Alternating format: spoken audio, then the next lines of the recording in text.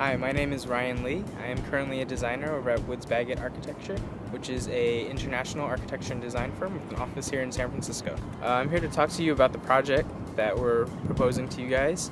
The actual project stemmed from the Architectural Foundation's annual high school design competition. A little bit of history of the America's Cup. The America's Cup is an internationally known sailing competition, and it attracts thousands of people to the city of San Francisco.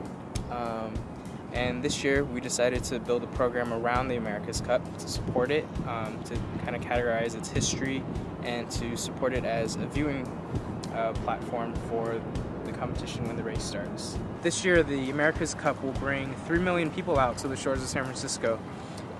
So when you're designing your building out on the edge of this pier, you're really going to have to take into consideration the capacity. Not all 3 million people will be out on this one pier, but kind of spread out all through around here. When you're designing your building, there are a few constraints that you'll have to look out for.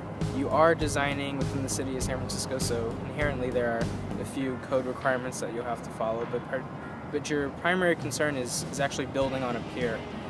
You're going to be building on a pier that's jutting out 900 feet out into the middle of the bay, so you're surrounded by water, but it's attached to this connecting pier that has pedestrian access back towards the water's edge and the Embarcadero. So you really have to think about, access to the site, how you're going to funnel so many people out here, and what the primary goal is for people once they get out to the site. It's probably a good idea to start modeling up your design in the computer, and being able to look at it both in plan, in section, in elevation,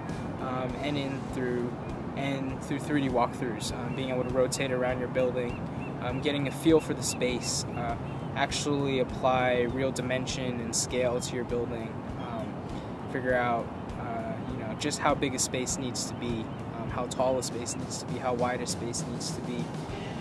And just because you input all this information into the computer and into 3D doesn't mean you're necessarily set with that design. There's another iterative process here where you can always change things. The one thing about working in the computer is that it enables you to work really fast through a lot of different schemes, a lot of different prototypes. You can test out different views.